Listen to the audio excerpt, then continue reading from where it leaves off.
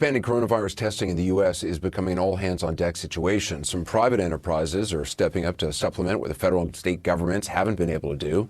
Actor and humanitarian Sean Penn is one of those people teaming up with the city of Los Angeles right now. His disaster relief nonprofit, Community Organized Relief Effort, or CORE, is working with LA's mayor and other city and county officials to offer free testing across California. The goal is to try to conduct 10,000 coronavirus tests daily. Sean Penn joins me now. Sean, thanks for being with us. The CORE is actually helping train volunteers to run drive-by testing sites so first responders like firefighters who've been manning them can spend their time in other places where they're needed. Los Angeles obviously is your hometown. Tell me how you decided to get involved in this and how you see it working. Well, I had the benefit of an existing infrastructure and emergency response, and we've been working for 10 years, as you well know, starting after the Haiti earthquake, going through the cholera epidemic there, and then moving into the American southeastern hurricane belt. So it was sort of for us a no-brainer. But what we've had in a very unique way is a front row seat into governmental leadership, because when it works, it really works. And from Mayor Garcetti's office, which runs very deep through the Los Angeles Fire Department, and Deputy Mayor Jeff Gorell, they have the EOC, which is the Emergency Operations Center, full of exceptional people of service. And so we were able to be, as an organization, plugged in to be able to relieve firefighters of being on test sites, which is not a very high skill activity, particularly the sites that we're doing, which are self-testing. So we have people, animators, talking to the people and as they come in through the site, talking them through the way to self-test, observing to make sure they do it correctly. And then the closest they get is through a 20% open window, and they take it out. That's not the sort of thing that firefighters should be doing. They need to be out on the streets and in the station where they can respond to all kinds of emergency services and needs of the city. So it was really kind of just the fact that we had the infrastructure, and that when we came into play, we came into a very highly functioning governmental response in Los Angeles. I mean, the situation with testing is, I mean, it's one of those infuriating situations which you've dealt with a lot in Haiti and other places where, it seems that the goal is clear: get more testing, more kinds of testing, and ultimately contact tracing as well. But getting there seems to be, I mean, it's become a political issue, but pretty much everybody seems to agree, except perhaps the president, that testing is critical for opening up. Testing is the essential complementary component to what the heroes in the hospitals are doing. It is the way that the surveillance is fulfilled, the data is collected so that we know where we are with this. Not only that, but it's also the way in which those who are notified as testing positive know immediately to self-isolate. And then there's the contact tracing component, which we're all trying to get to. When we were talking about Haiti those years ago, there was so much that I felt I needed to advocate for. In my position here now, as it stands now, I can defer that advocacy to an exceptional governor and Governor Newsom, and an exceptional mayor here in Los Angeles, an exceptional mayor in the city of San Francisco, and others in leadership in this state. So I have to make the arguments every day, internally, to understand where these pipelines of supplies can come from in terms of expansion and that sort of thing. But fortunately, I don't have to be the screaming, yelling. It's not just the tests themselves. Getting the tests, the results verified, getting results to people in a timely manner. It's the swabs, it's the reagents.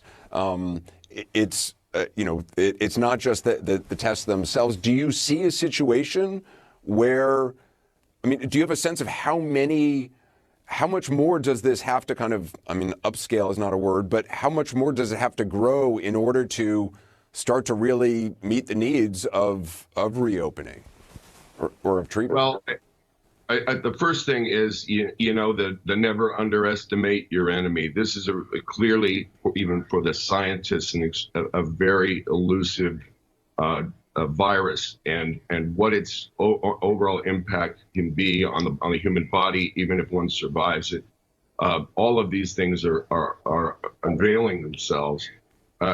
So we have to stay extremely fluid in terms of, because the tests change. We hope to have a mass expansion of rapid tests, the serology tests that are accurate to COVID-19, which is the significant question with those, and clear communications about all of these things. But in terms of full expansion to what the needs of the country is, I think that we really, truly need federal guidelines. Because, for example, our organization, we need the PPE, we need the N95s, but how much is legitimate in terms of the scientific and public health balance for us to be using versus these first responders in hospitals, who I equate them with, if anyone saw the movie Hurt Locker, you've got the explosive ordnance test suit, and these people are going in there every day with partial blast suits. And we really need these federal guidelines. And in the meantime, it's sort of everybody to their own instinct, incredible amounts of networks of communications, criticisms, and over boasting. It really just, we really need to have clear guidelines and a national strategy for all of this. Yeah. Well, Sean Penn, I appreciate what you and what CORE is doing right now. Thanks very much. Appreciate it as always. Thank you, Anderson. Thanks for the public service you and your partners are doing, and those Cuomo brothers that remind me of the Kennedy brothers a bit. Yeah. I'll pass that along to Chris. It's going to make his head swell more than the fever probably already has made his head literally swell. Sean. Thanks. He's doing a great service for a lot of people. You can find more information about CORE and the work they're doing at coreresponse.org/COVID-19. From the lives lost to the jobs lost, COVID-19's contagious spread continues to wreak havoc in the workforce, from retailers to restaurants, all falling victim to the impact of this vicious virus. While much of our attention in recent weeks has been on the people on respirators, tonight we're going to shift slightly to the economy, now on life support. Tremendous uncertainty for millions tonight. Just in the last 4 weeks, 22 million people have filed for unemployment. That means 1 out of 7 workers in this country has lost their job in about 1 month's time. Cities across the country are bracing tonight for massive budget shortfalls. In New York City, the mayor says he's making wartime cuts. The government's small business fund has now run dry. Thousands of companies remain in limbo, shut out as they wait for a bitterly divided Washington to make a deal. And mounting frustration for so many at home tonight, waiting for stimulus checks in the mail and spending hours on the phone to apply for unemployment. But with several states now extending their stay-at-home orders, our David Wright leads us off with more on the economy on the brink. There are 2 sets of coronavirus casualties. As of today, 630,000 Americans are confirmed to have been infected. And as of today, another 5.25 million Americans are unemployed. My name's Todd Saleland. I'm 49, and I'm a server in Fort Lauderdale, Florida. People like Todd Saleland of Fort Lauderdale and Tina Plastini of Monroe, Connecticut. I was part of a massive layoff of about 100 employees. Over the past month, more than 22 million Americans have lost their jobs. That's roughly equal to the total number of jobs created in the decade since the last recession ended. That includes workers from restaurants and retailers, hotels, airports, and offices from coast to coast. I am a single mother. I have no money, no food, and I am trapped waiting for the Department of Labor to approve my claim. Tina Plastini applied for unemployment 3 weeks ago. She says she has yet to hear anything back. I really need to know what's going on. If there's a problem with my application, I wish they would reach out to me. They have my cell phone, they have my email, they have my address, and I have not heard anything from the Department of Labor. Same for Todd Saleland in Fort Lauderdale. Our restaurant was shut down on the 17th of March, so we were furloughed on the 17th. He filed his first jobless claim on March 17th and says he has yet to see a penny. It's supposed to be available from 7 o'clock on. As you can see, there's no... So I can't file my biweeklies, so my day will consist of jumping on the computer and doing this all day. I've gotten stuck in automated round and around and around. I can't speak to anyone. And I need some answers. I need to know why there are my previous coworkers have been approved after me, and I have still not been approved. And what about those $1,200 stimulus checks we keep hearing about? The check's in the mail. The administration says the first wave of 80 million checks went out this week, and direct deposits have already begun. I'm sure people will be very happy to get a big, fat, beautiful check, and my name is on it. I was really worried, waiting for the unemployment. But now, that I've received the $1,200 deposit, we're going to be okay. The stimulus check I have not got, but I have not received it. But I know some of my friends have received their stimulus check. Of course, when that finally hits, that's only $1,200. That here in Lauderdale basically pays rent, but certainly it will help, pay a few bills, reimburse a little bit of savings that I'm bleeding. But a loophole in the massive bipartisan relief bill has given banks and bill collectors the green light to seize those deposits to cover outstanding debts and bank fees, meaning that some people who are already stretched beyond their means won't get any relief at all. One saving grace should be the $350 billion in loans for small businesses that was part of the stimulus to help businesses fund their payroll through the slowdown. This action has saved millions of American jobs. It's been an incredible success. Hello, my name is Marcos Rivera, and I'm the owner of Libertad Restaurant here in Skokie, Illinois. I've been in the restaurant business all my life. I grew up in it. Rivera is one of thousands of small business owners who've applied for the program. And I'm hopeful that it works as how it was intended to.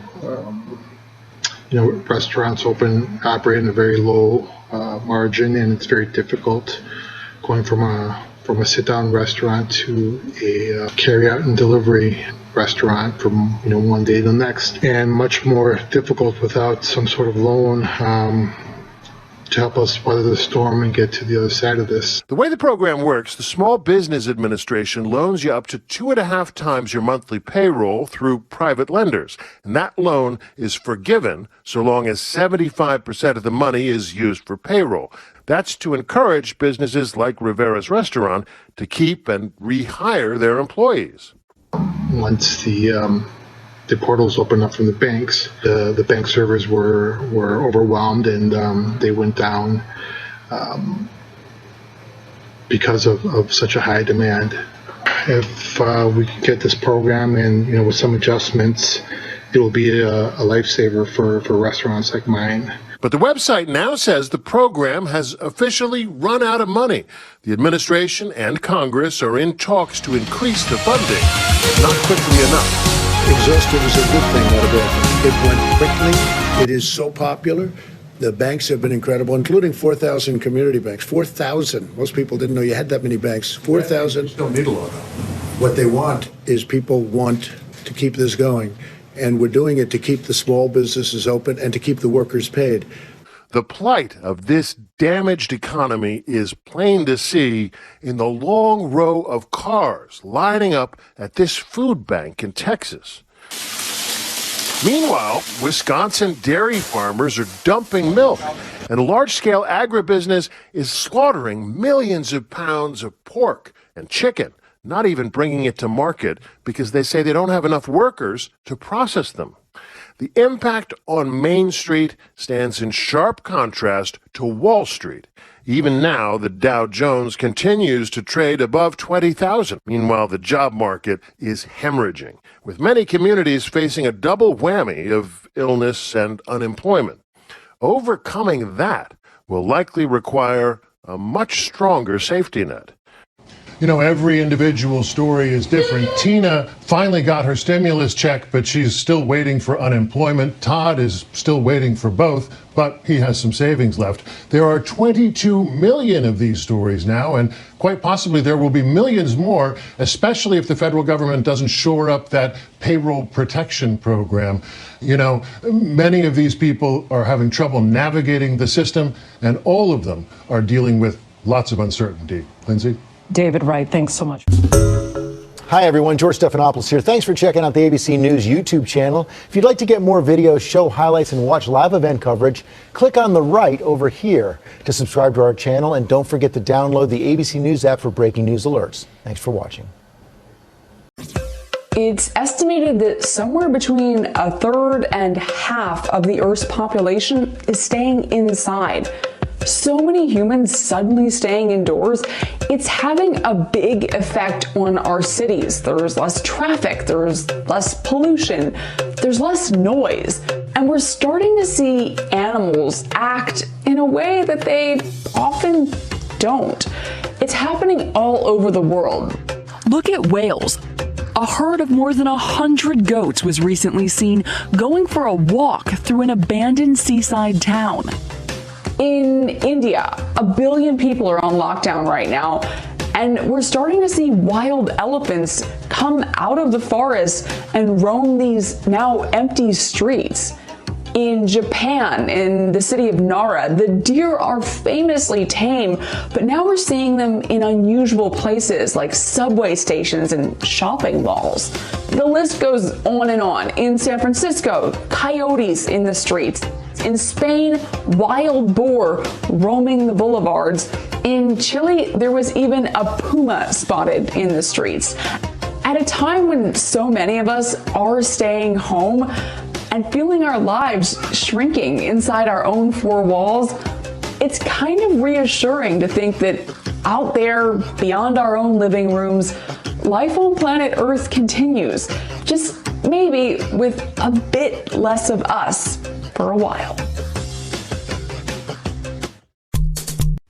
Hey, NBC News viewers, thanks for checking out our YouTube channel. Subscribe by clicking on that button down here and click on any of the videos over here to watch the latest interviews, show highlights, and digital exclusives.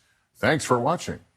The coronavirus pandemic has strained health systems around the world, and now it's caused the uninterrupted growth of the world's second largest economy to falter for the first time in decades. For the first quarter of 2020, China's GDP contracted by 6.8%. The current external situation is more complex. Domestic demand remains comparatively weak. Companies still face difficulties, such as insufficient demand and a drop in orders. Preventative measures saw China's economic activity slow to a trickle for nearly 2 months. Local infections have eased, and some businesses and factories have resumed operations, but many companies are on the brink of collapse. This situation is dire, awful, disastrous for me. I've got no idea how I can get through this year. China's National Statistics Bureau says the economy will bounce back in the second quarter and long-term growth won't be affected.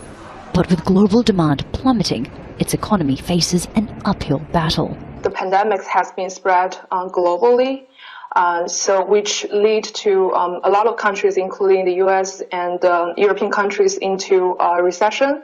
So that will lead to a decrease in demand of China's products. China's central bank has cut interest rates and provided tax breaks and subsidies to businesses in need. But analysts say it won't be enough to stabilize employment. Finding work will be more difficult for graduates and migrant workers especially. And while economic growth has plummeted, China's COVID-19 death toll has been revised upwards. After a formal review, officials in the original epicenter of Wuhan increased the number by 1,290, saying previous records were incomplete. China's coronavirus count has been adjusted several times in recent months. This latest change is further fueling suspicion over the accuracy of government figures. Many critics believe that the official tally of about 82,000 falls well short of the real numbers on the ground. Katrina Yu, Al Jazeera, Beijing. More now on the increase in the Wuhan death toll. Annie Sparrow is a professor of population health science and policy at the Aachen School of Medicine at Mount Sinai. She says the WHO has no independent way of verifying the numbers.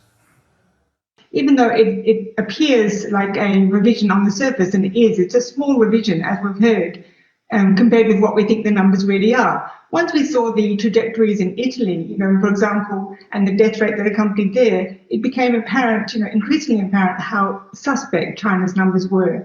Now, the recent revision has been done without any independent scrutiny, so WHO has no way to actually verify any of this. It has no independent access. These are only official figures, and no non-official figures are allowed. So it's a self-correction, not an actual change in methodology. As we know, China originally, if you died without a test, well, then you weren't counted as a COVID death. Now, China is not alone in adopting that kind of methodology, but given that it was the first country, then we are particularly worried about that, because it was this type of cover-up that enabled the virus to spread and become the pandemic that we have today. The boss of an NHS trust in southern England has called the BBC tonight to ask to be put in contact with the British fashion house Burberry, who've offered to make gowns for the NHS. He told us he needed to speak to them because he doesn't have enough gowns for staff to get through tomorrow. The leader of Birmingham City Council has written to the government warning that the city will run out of protective face masks within 2 weeks. Our health correspondent Sophie Hutchinson has more. Alan St John Cook, one of the now almost 14,000 people who've died with COVID-19 in the UK. Aged 88, he and his wife had just celebrated their diamond wedding anniversary. Their daughter Julia was allowed into hospital to say goodbye. I took his hand, even though I had my glove on, I squeezed his hand and he squeezed my hand and he was like peeling his eyes open. Like he was trying to sort of open his eyes from a really deep sleep, and he knew that I was there. This was what Julia wore into hospital. She bought most of the protective kit on the internet and was shocked when she saw the staff on her father's COVID ward. Their masks were sort of very much like this, very sort of not very fitted, whereas mine was really sort of close fitting. And I just sort of looked and it occurred to me, my goodness, my PPE is better? And how can that be? And one of the nurses, she said, excuse me, she said, well, where do you get your PPE from? And at St Thomas's Hospital in London, where the Prime Minister was treated, an A&E nurse has told us staff are being put at risk because the face masks provided aren't properly protected. He criticised the government's guidance on when PPE should be worn and says it's more about rationing than safety. He described what happened when he and a colleague were looking after a patient on a COVID ward last week. We were in the process of washing him and then he had a coughing fit. We both knew that, everything he coughed up was hanging around in the air while we were completing, his personal care. And we had to, and that we were at risk of breathing that in because the masks are not up to standard and don't provide the full protection we require. The trust that runs St Thomas's says it has no shortages of PPE and is acting in accordance with government guidance which ministers say was based on advice from the World Health Organization. But other hospital trusts in the south of England who wish to remain anonymous have told the BBC there are severe shortages. One trust said it had just 2 days' supply of protective gowns left and as a result had been carrying out ward rounds online. And it's emerged tonight that another major trust has called the BBC requesting phone numbers for Burberry and Barbour to ask them for stocks of gowns because it fears it doesn't have enough to get through tomorrow. It also said some trusts are now washing and reusing single-use gowns and masks. It's not just protective equipment, but also testing, which continues to fuel bad feeling between the government and NHS staff. Ministers say they're able to carry out 35,000 tests a day to see whether people have the virus, but that staff aren't turning up to be tested. You can't be expecting healthcare workers who are ill to be going into a car to drive a long distance for a test. We need to make sure that testing is much more easily accessible, being tested at home if you're ill, and so forth. The government's acknowledged this evening that both PPE and testing remain major challenges. Sophie Hutchinson, BBC News. Let's get more now from our medical correspondent Fergus Walsh. So another terrible death toll today, 861 more people. What we have seen, though, in the graphs that the government has shown us today, a drop in the number of people in hospital. Yes, some positive news, Sophie. There's still around 19,000 people with COVID-19 in hospital, but in the past 24 hours there's been a 3% fall in that number, and that's the third day in a row. Now, if we look at a slide showing the regional variations, we can see that London, which has had by far the biggest outbreak, has had significant falls, but the epidemic appears to be shrinking very much around the UK. Now, we don't know how fast that will continue, but it's due to social distancing. And until we get sustained and consistent falls in both the daily death toll and the number of new cases, we've got no hope of any relaxation of the current measures. We also got more information today about who is being particularly badly affected by this virus. Yes, the Office for National Statistics has done some analysis, and we know three things are very certain. Firstly, the biggest risk factor is age. More than half of all deaths are in the over 80s. Secondly, 9 out of 10 people who died have had underlying conditions, on average 3 underlying health conditions, things like heart disease, diabetes. And third, men are far more likely to die than women, and we don't know why. It's unclear why a disproportionately large proportion of Black, Asian and minority ethnic people are in critical care, 1 in 3. Now, it's possible it's due to public-facing roles, a very high proportion of public-facing frontline workers, nearly half of medical NHS staff are from ethnic minority backgrounds, but there could be lots and lots of other factors as well. Fergus Walsh, thank you. China has reported a 50% rise in the number of people who've died of COVID-19 in the city of Wuhan. It's a major revision of its data. The total number of confirmed deaths in China, now more than 4,500, which is an increase of more than 1,200. News of the amended death toll came shortly after state media reported that China's economy had contracted by nearly 7% in the first quarter of the year. That is the first contraction of the Chinese economy for at least 3 decades. Let's get the latest on the revised Wuhan death toll first from Stephen McDonnell in Beijing. Well, it's like a remarkable jump. I've just got the figures here written down to make sure so I can give them to you. 50% increase in the death toll in Wuhan city. Now, this is something people can do at home. Get your pens out. It's like almost bang on 50%. There was a toll of 2,579 deaths in that city. Today added 1,290. The new total is 3,869. Remarkably sort of close to a 50% increase in the death toll there. Now, what officials are saying is that what they've been able to do is use the time they now have, because the crisis is now under control, to have another look at the numbers. And they're counting people who've, for example, not come into hospital, maybe who've died at home, or maybe people who've died with symptoms they're pretty sure are coronavirus symptoms, but haven't officially done the test. And so they've been added. There's been a lot of criticism, a lot of questioning regarding China's figures, people suggesting that they've potentially been underreported. I'm not sure if it's come in response to that, but either way, it is a big jump in one day, just like whack, up by 50% there. Still, though, when you consider the numbers in other countries, it seems remarkably small. Stephen McDonnell. Well, the issue of where this virus has come from is now becoming increasingly political, not least because of the latest intervention by Donald Trump. Well, let's bring in Ros Atkins to look at this for us. Hi, Ros. Hi, Lewis. Good to see you. Well, explaining how this virus started matters medically and politically. We know it began in Wuhan in China, but we don't know how.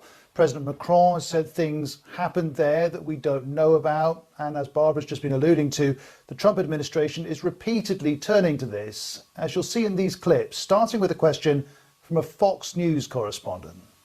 Multiple sources are telling Fox News today that the United States government now has high confidence that while the coronavirus is a naturally occurring virus, it emanated from a virology lab in Wuhan, that because of lax safety protocols, an intern was infected, who later infected her boyfriend, and then went to the wet market in Wuhan, where it began to spread. Does that correspond with what you have heard from officials? Well, I don't want to say that, John, but I will tell you more and more we're hearing the story. We know that there is the Wuhan Institute of Virology just a handful of miles away from where the wet market was.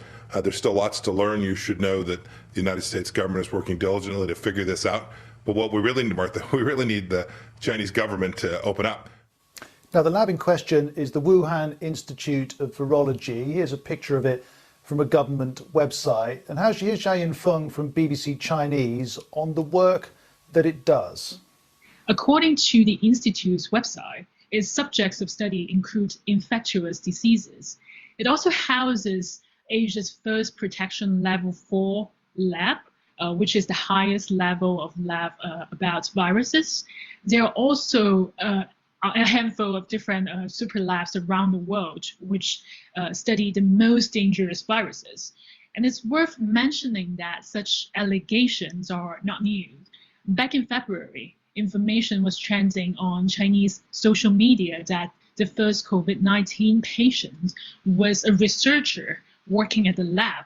But the Institute quickly denounced that rumor.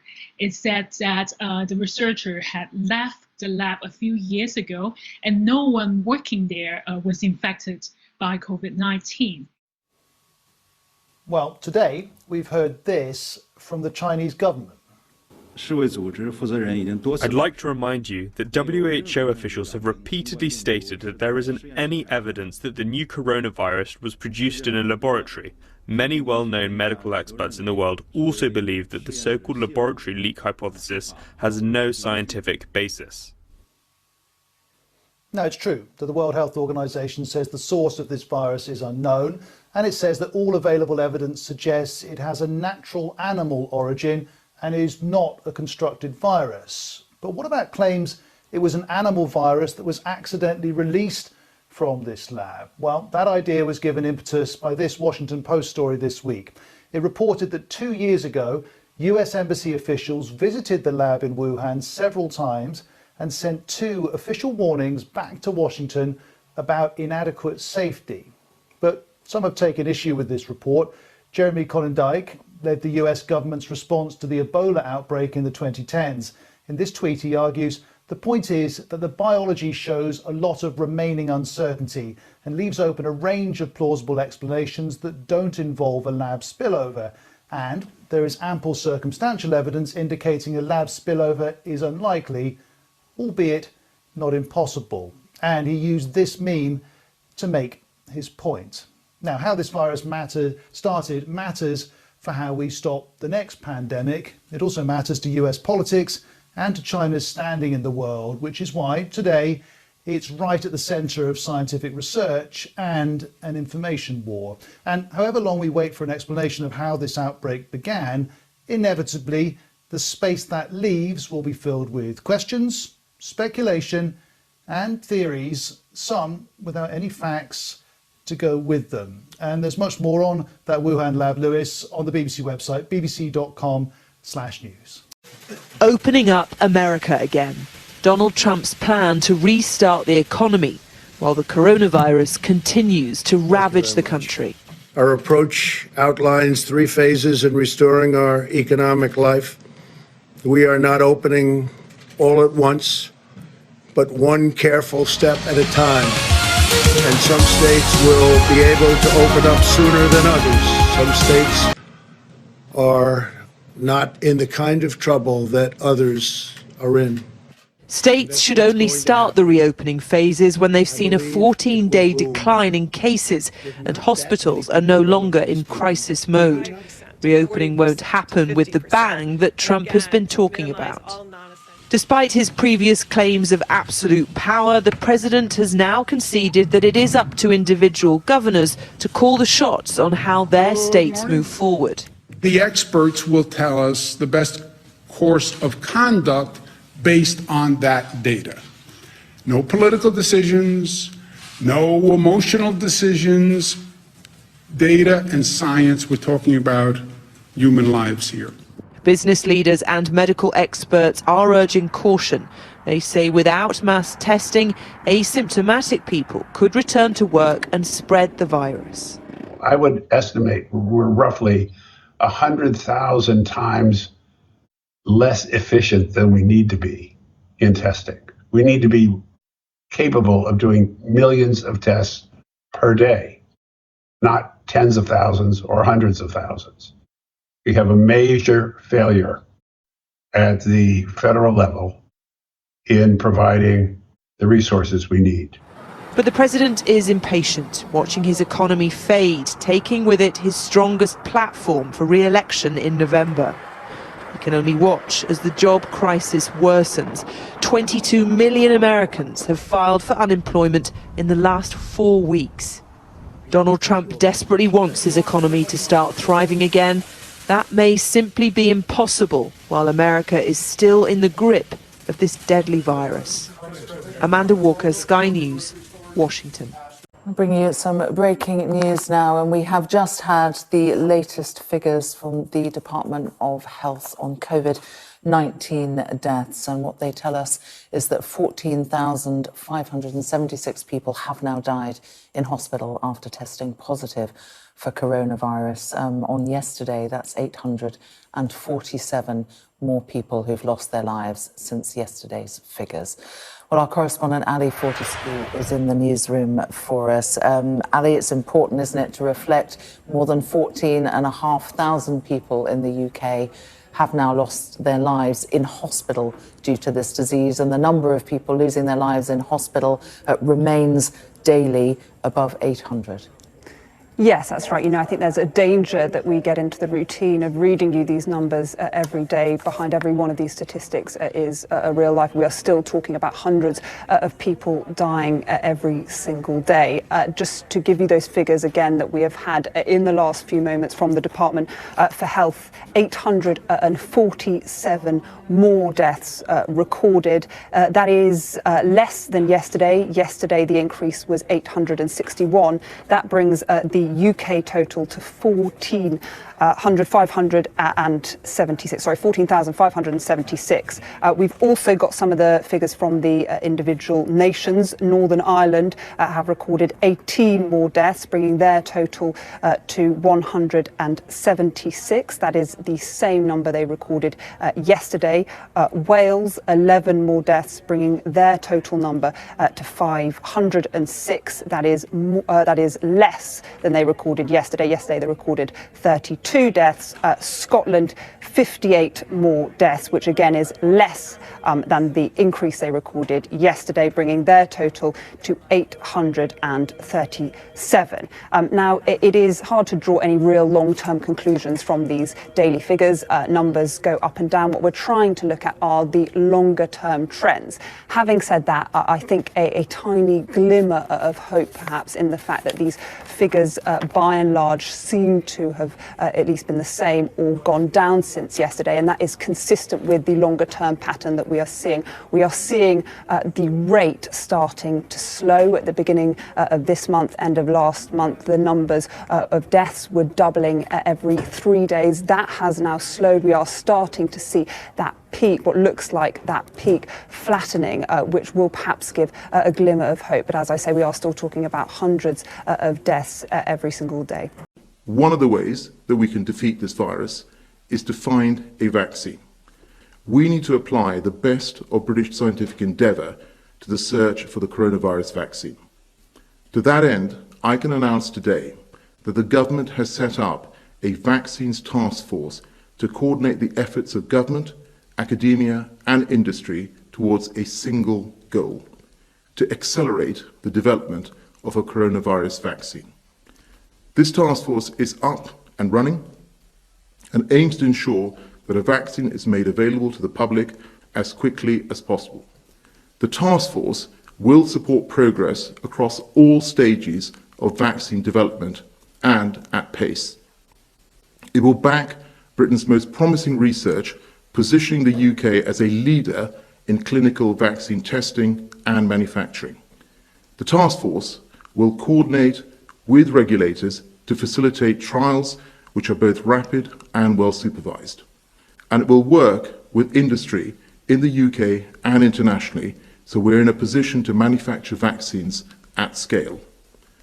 This will build on the Prime Minister's announcement last month of a further £210 million for CEPI, the international fund to find a vaccine. I can confirm that the government has green-lighted a further 21 research projects to help fight coronavirus. In total, these projects will receive £14 million from the £25 million government research investment and include backing the development of a vaccine at Imperial College London. Each single project does not have a high probability of success. So although everyone goes out with great enthusiasm and we hope they work, it's never the case that you know you've got a vaccine that's going to work. So that's the first thing that we need to be sure of. The second thing is then the safety, and it's incredibly important that these vaccines are tested properly. That's why it takes some time to get to the clinical trials and understand the potential unwanted effects of a vaccine. And then only when that has been done can this be used widely across the population. First of all, if he's sitting home watching TV, maybe he should get up and go to work, right? Second, let's keep emotion and politics out of this and personal ego if we can, because this is about the people and it's about our job. And let's try to focus on that. I have said repeatedly that when we were fighting for the additional capacity for a hospital system, that the president moved very quickly, and I applauded him for it. And he brought the Army Corps of Engineers, and he brought them up to build the Javits Center capacity, 2,500 beds. He's wrong that it hasn't been used. About 800 people have gone through Javits. To dismiss 800 people is disrespectful. But we didn't use 2,500 beds because we didn't reach the capacity. When he says, well, we built it, we didn't need it, it sounds like suggestion is, well, it was a request by the state that wasn't valid. If he didn't really believe 2,500 beds was necessary, I don't believe the federal government would have helped build 2,500 beds. And the number came from a projection from him. See, he should read the reports he issues. The White House Coronavirus Task Force had enormous, projected in the millions of people. The CDC, which is the president, projected in the millions of people. So the projections were high. They were the president's projections. So for him to say to anyone, well, you relied on projections and the projections were wrong, they're your projections, Mr. President. So were we foolish for relying on your projections, Mr. President? CDC, Coronavirus White House Task Force, that's you, White House, that's you. We relied on your projections. Okay, shouldn't have relied on your projections.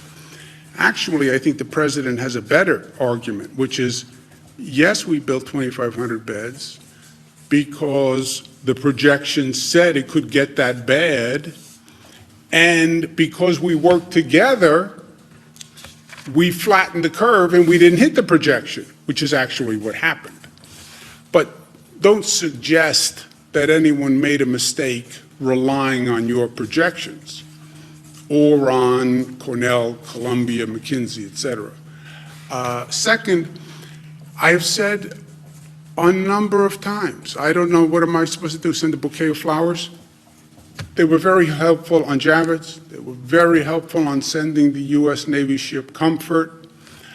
They were very helpful in intervening with China and getting PPE equipment out of China.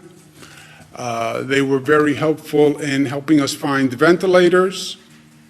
I said thank you, thank you, thank you, thank you. Now, going forward, we're still in the midst of it. The president doesn't want to help on testing. He said 11 times. I said the one issue we need help with is testing. He said 11 times, I don't want to get involved in testing. It's too complicated. It's too hard. I know it's too complicated and it's too hard. That's why we need you to help. I can't do an international supply chain. He wants to say, well, I did enough. Yeah, none of us have done enough. We haven't, because it's not over. So yes, thank you for the Javits. Thank you for the U.S. Navy ship Comfort. But it's not over. We have a lot more to do. And no one can take the posture, well, just say thank you for what I've done, and I'm now out. I'm not doing anything else. I've done my part. What if I said to the people of my state, okay, I'm done. By the way, I saved hundreds of thousands of lives.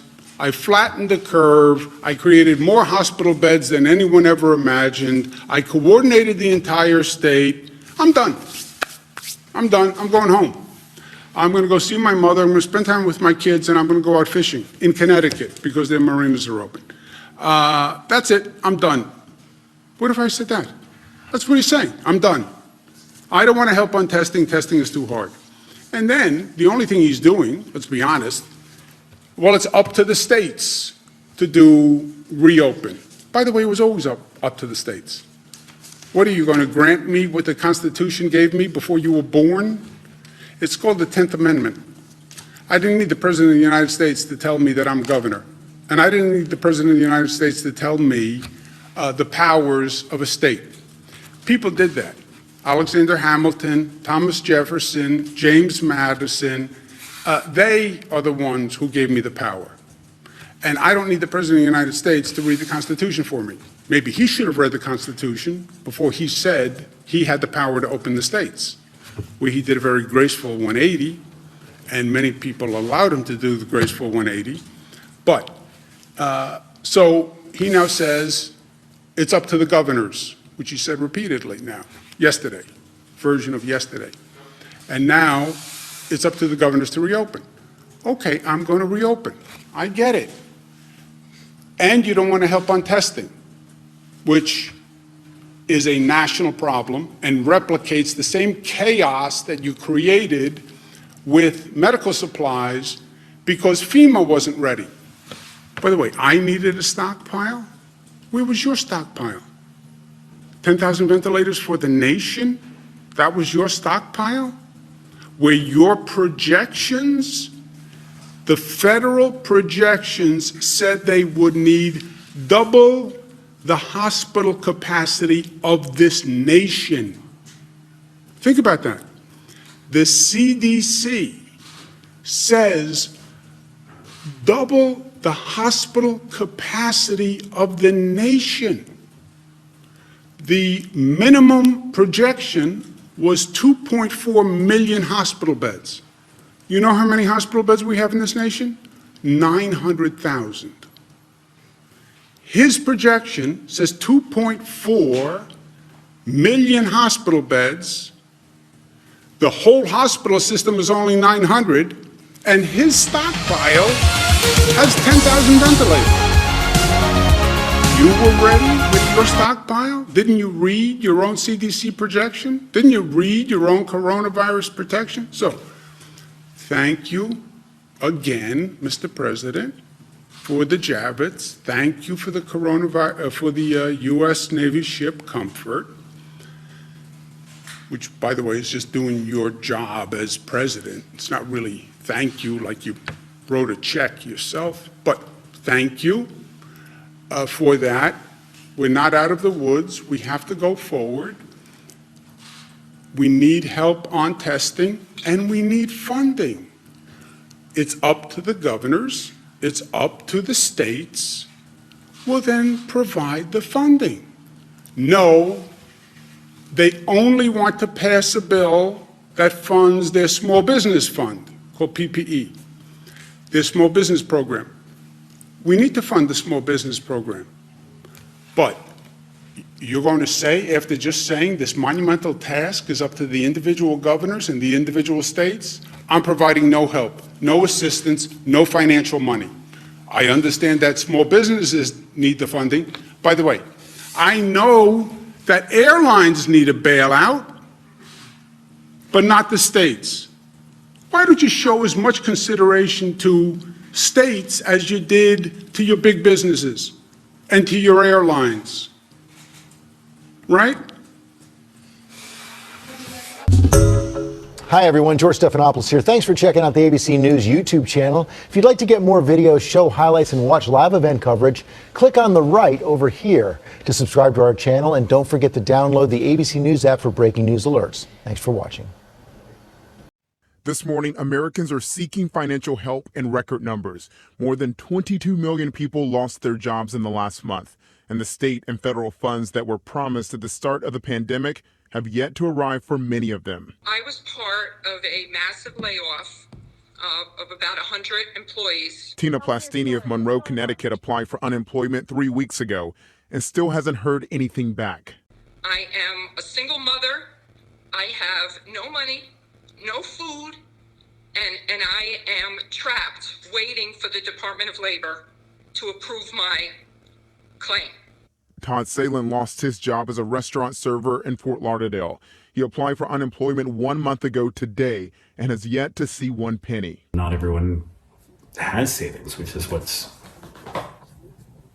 alarming. For some people, I'm sure it's very scary.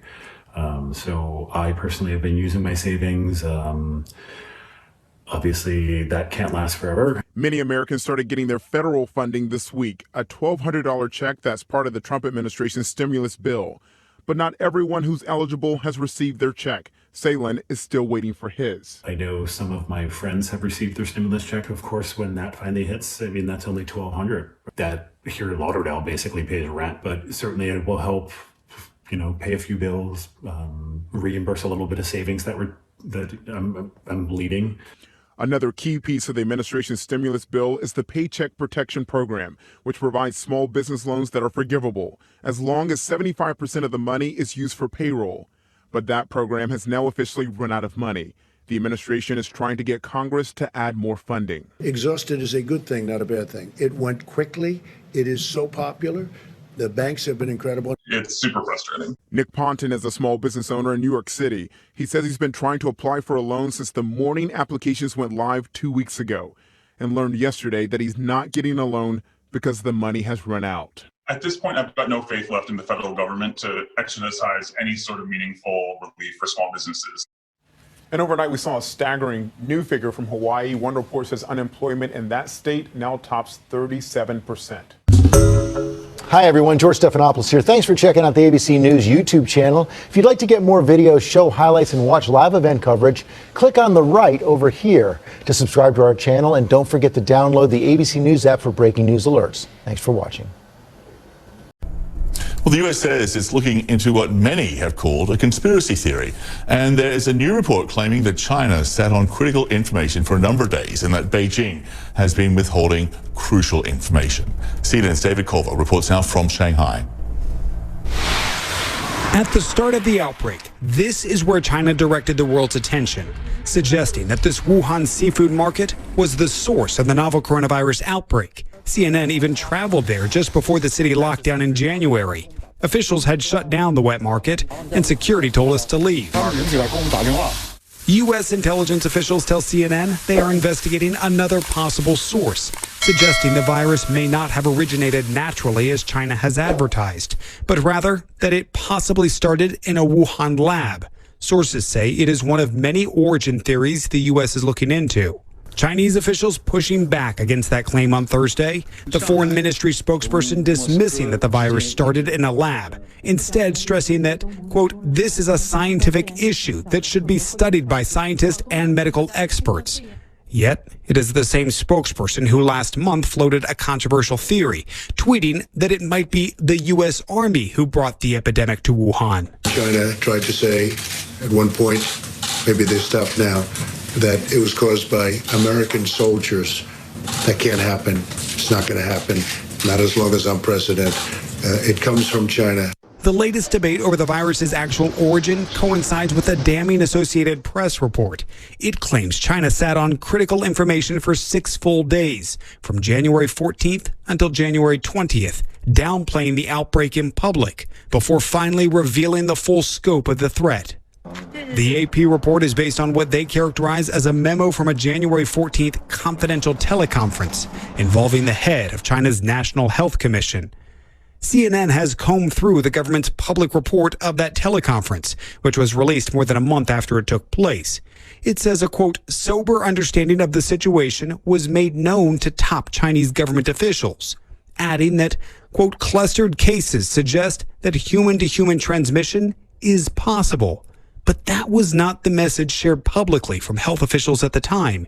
In fact, as hundreds of millions traveled leading up to the Lunar New Year holiday, mass gatherings at airports and railway stations, the Wuhan Health Commission maintained that the outbreak was controllable and preventable and that this was not contagious. It was not until January 20th did leading health officials acknowledge publicly cases of human-to-human transmission, and they even stated that medical personnel had gotten infected. CNN spoke with one of the doctors who early on tried to sound the alarm and contracted the illness. Wuhan ophthalmologist Dr. Li Wenliang was reprimanded in early January by Wuhan police. They accused the 34-year-old of spreading rumors after he had messaged friends, warning them of a SARS-like illness going around. Instead of listening to his warning, police silenced Dr. Li and other whistleblowers. He died of coronavirus in early February. CNN's early reporting also highlighted an underreporting of cases. Wuhan residents telling us that their loved ones were never tested, despite suffering from coronavirus-like symptoms. Instead, their deaths listed as severe pneumonia. Whether it was intentional or due to a lack of testing, for some, China's reported numbers of coronavirus cases and deaths does not add up. The mere fact that we don't know the answers, that China hasn't shared the answers, I think is very, very telling. China has repeatedly maintained that they have been open and forthcoming in their handling of this outbreak. On Wednesday, China's foreign ministry said that in an open, transparent, and responsible manner, China has kept the WHO and relevant countries updated on the outbreak. But if the early cover-up and mishandling at the local level was in fact known by top officials, their delayed action might overshadow the massive containment effort that China so proudly promotes. David Culver, CNN, Shanghai.